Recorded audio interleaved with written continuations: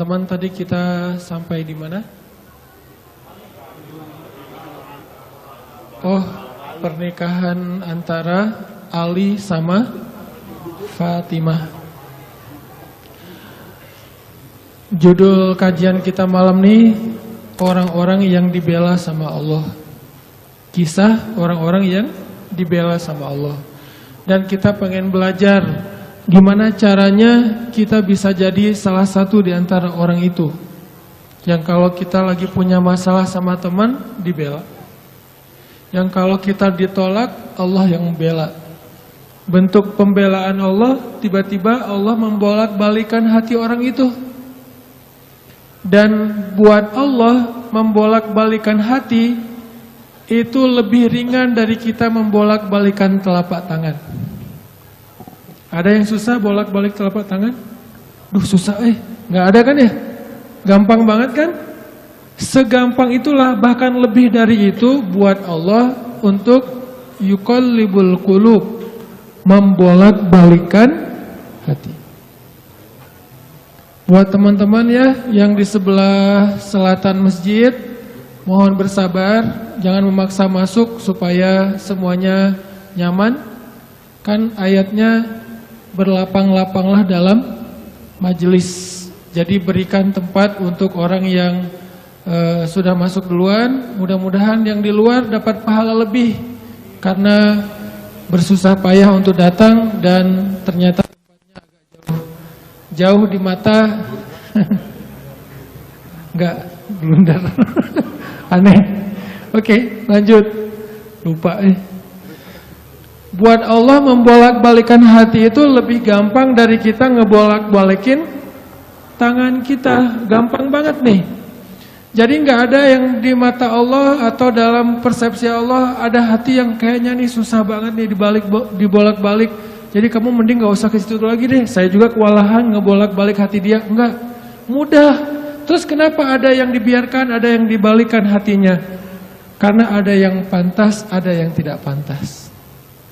Jika kita sudah punya kepantasan, Allah akan balikan hati kita kepada kebaikan.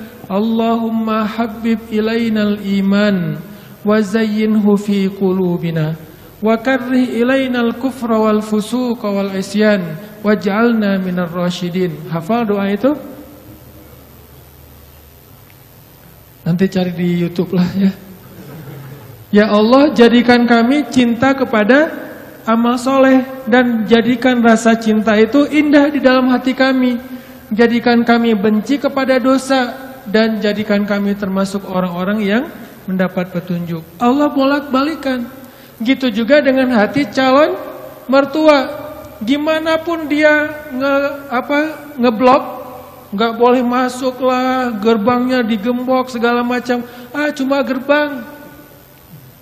Mau 1000 lapis gerbang, kalau hatinya dibalikin, hilang semuanya tuh. Gampang banget kan? Buktinya malam ini nih. Allah membolak-balikan hati kita. Yang tadinya punya macam-macam rencana pada malam minggu, akhirnya Allah balikan hatinya, udah ke Masjid Agung aja deh. Bukan karena saya, bukan karena pemuda hijrah, bukan karena teman-teman panitia, tapi karena Allah mengikat hati kita, mengarahkan hati kita untuk bisa datang ke masjid. Sehingga ribuan anak muda tiba-tiba memakmurkan dan meramaikan majelis ilmu. Kalau di ribuan orang aja bisa Allah bolak-balikan hatinya, apalagi cuma satu orang. Ya, ada berapa ribu sekarang? 15.000? Lebih nih Masjid Agung ini. Daya tampungnya berapa? 10.000 ya, sampai keluar. Berarti sekitar 20.000. Ini benar-benar sesuai dengan yang dulu banget saya harapin 2 tahun yang lalu bisa ngalahin Tomorrowland. Minimal DWP lah ya. Bisa ngalahin DWP atau kalau bisa Tomorrowland. Saya pernah kemarin tuh acara taklim di Pekanbaru, An-Nur, yang datang sekitar 25.000 anak muda di depan masjid penuh. Malam yang sama ada acara juga di mall, tapi acaranya sepi, yang taklimnya ramai. Masya Allah. Habis itu baru ke mall. Tetap aja sama-sama rame. Intinya teman-teman, mudah buat Allah. Sama kayak Allah membolak-balikan hati Nabi Muhammad, mertuanya Ali bin Abi Thalib. Padahal udah yang datang itu kurang keren apa coba? Abu Bakar. Secara fisik terkenal Abu Bakar itu orangnya putih, nggak terlalu gemuk, jadi badannya tuh bagus. Terus orangnya dermawan, akhlaknya paling mulia, dan gak pernah syirik sejak zaman jahiliyah. Di antara sahabat Nabi yang gak pernah melakukan dosa syirik sejak zaman jahiliyah, Ali dan Abu Bakar. Malah Abu Bakar tuh waktu kecil pernah diajak sama ayahnya untuk nyembah patung. Begitu ayahnya selesai ibadah nyembah patung pergi, itu patung diludahin sama Abu Bakar, dilemparin kotoran sama Abu Bakar. Apa sih lo patung doang masa disembahin? Kalau lo bisa balas gua, coba lo balas, dilemparin. Ternyata nggak balas. Dari kecil juga Abu Bakar itu udah nggak pernah syirik. Orang yang sangat terjaga hanif. Dan julukannya juga sama dengan julukan Nabi Ibrahim, Siddiq. Wadhkur fil kitab Ibrahim innahu kana siddiqan nabiyya. Ibrahim Siddiq, Abu Bakar Siddiq, sama nih. Bahkan Nabi sering membandingkan Abu Bakar sama Ibrahim. Engkau wahai Abu Bakar seperti Ibrahim, engkau wahai Umar seperti Musa. Ya iyalah Umar ya, Musa kan gak sengaja Noel orang langsung meninggalkan ya. Ngelihat Bani Israel agak ramai gitu, lagi mau gelut sama orang Kipti. Karena Musa kasihan kepada Bani Israel yang lemah, akhirnya dia cuma ditakol dikit lah si orang Kipti ini teh. Cuma apaan sih lo, meninggal. Belum diginiin, baru gini doang coba. Jadi kalau dulu ada ultimate fight, kayaknya Musa tuh juara bertahan tuh. Nah kalau di zaman Nabi, orang kayak Musa, Umar, jawara Quraisy. Kalau ada yang macam-macam sama Umar, lo berani sama gua. Nih lo lihat nih. Nggak ada yang berani sama Umar. Kalau lo pengen istri lo jadi janda, anak lo jadi yatim, lo tunggu gua di belakang gedung itu. Gedung, bukit. Gak ada gedung dulu teh. Gak ada yang berani nungguin Umar. Lancar aja tuh hijrahnya. Artinya Abu Bakar tuh sering dibandingkan kayak Ibrahim.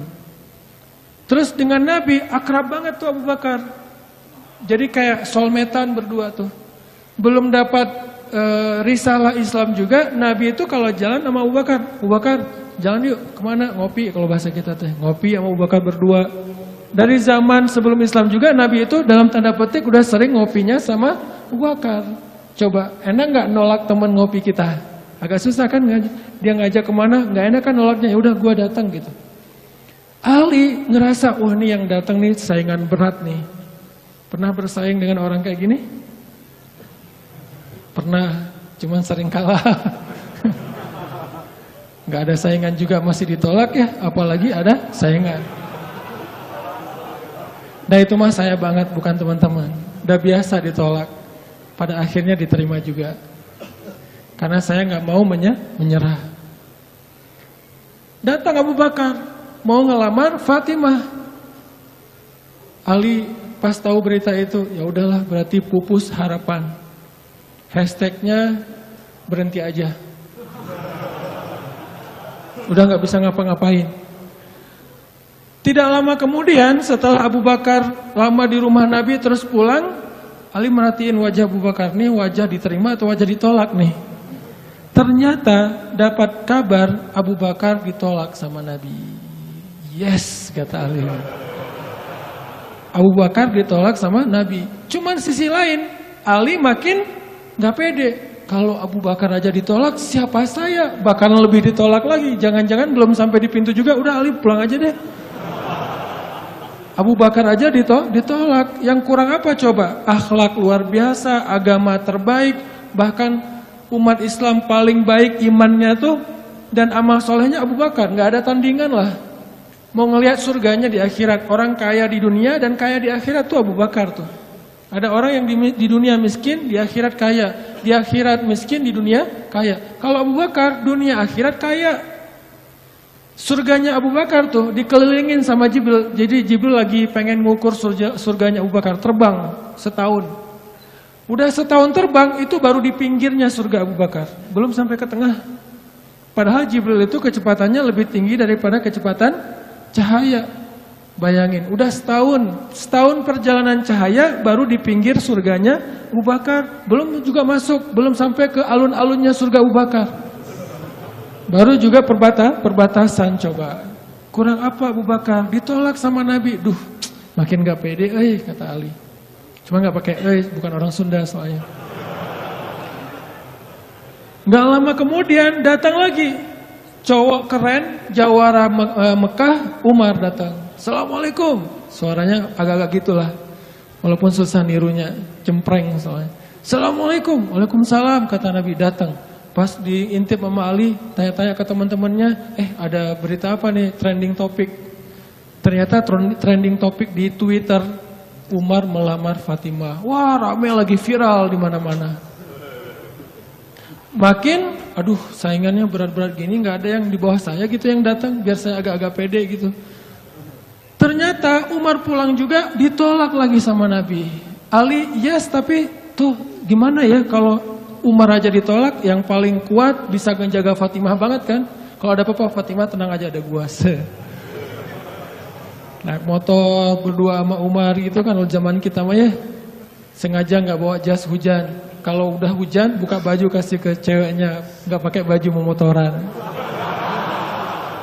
Cowok banget lah itu mah ya. Pulang-pulang sampai ke rumah minum antangin. Umar tuh jawarannya. Nabi kan pasti tenang banget ngasih anak ke orang kayak Umar. Keluar dia singa, di dalam dia kucing Anggora. Maksudnya apa? Dia tuh gak pernah kasar sama istrinya, walaupun dia keras kepada musuhnya. Kalau dimarahin istrinya, diem aja.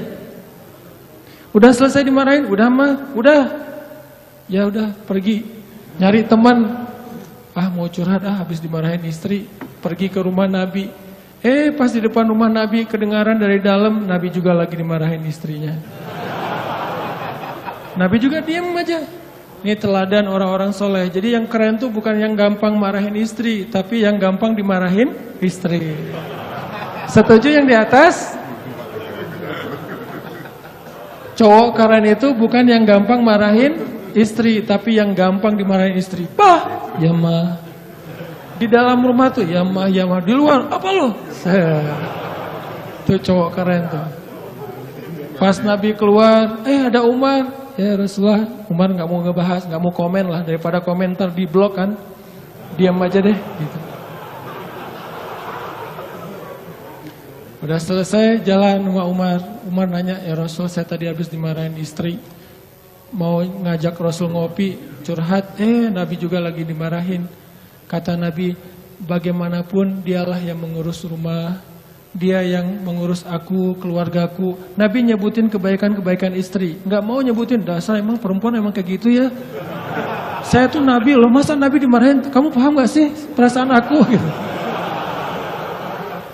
Nggak, Nabi nggak ngomong kayak gitu. Nabi cuma membicarakan kebaikan istrinya.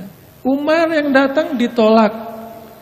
Akhirnya Ali udahlah, mau kayak gini mah kayaknya udah nggak mungkin deh.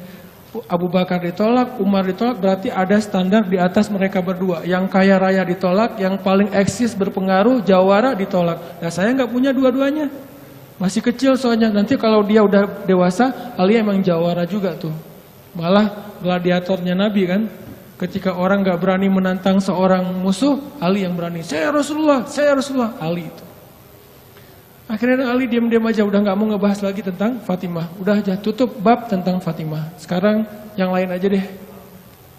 Tapi teman-temannya ngegojlokin terus. Ali. Kalau bahasa kita, jomblo gitu. Dibully terus. Ustadz posting bully. Teman ngomong ngebully. Pokoknya bully nasional aja. Karena dibully-bully terus, akhirnya Ali memberanikan diri, ya udah datang deh bertamu. pokoknya malam ini diterima, ditolak, walaupun kemungkinan besar ditolak, saya harus datang dulu nih sama Nabi. Beraniin diri, gak usah majang mikir, datang. Assalamualaikum, waalaikumsalam. Ali masuk.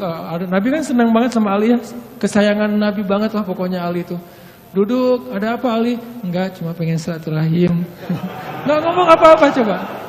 Cuma pengen silaturahim. Nabi sehat, mau diambil air hangat. Oh, pokoknya gitu-gitu aja.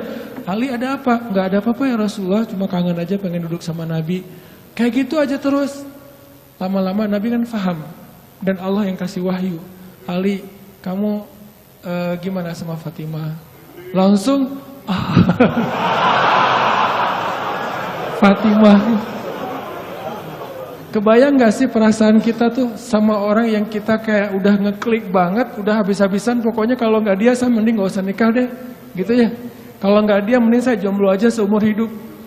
Kalau gak dia mending saya bunuh diri aja.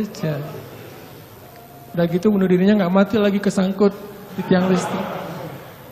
Ali itu udah, hatinya tuh udah kena banget sama Fatimah, dan itu karena Allah yang mengikat hati mereka berdua. Pas Nabi bilang gitu, Ali langsung curhat. Ya Rasul, ya saya pengen, tapi saya nggak punya apa-apa. Kata Rasul, kamu punya apa? Saya di rumah tuh cuma punya 3 barang. 1 pedang, 1 onta, 1 baju besi. Gak punya emas, gak punya apapun. Kata Nabi, kalau pedang kamu butuh untuk berperang, onta kamu butuh untuk mengangkut air. Ya udah deh baju besi aja, bawa ke sini baju besinya untuk jadi mahar buat Fatimah. Beneran Rasul baju besi? Itu bajunya besi loh Rasulullah, bukan yang tangan kayak gitu apa cincin. Gak apa-apa kata Rasulullah. Keluar Ali, Allahu Akbar, Allahu Akbar. Orang-orang pada heboh, langsung muncul lagi trending topik hashtag Ali diterima. Coba, kata Nabi, wahai Ali, bergembiralah, berbahagialah. Sesungguhnya sebelum aku menerima kamu, Allah sudah menikahkan kamu dengan Fatimah di langit. Ini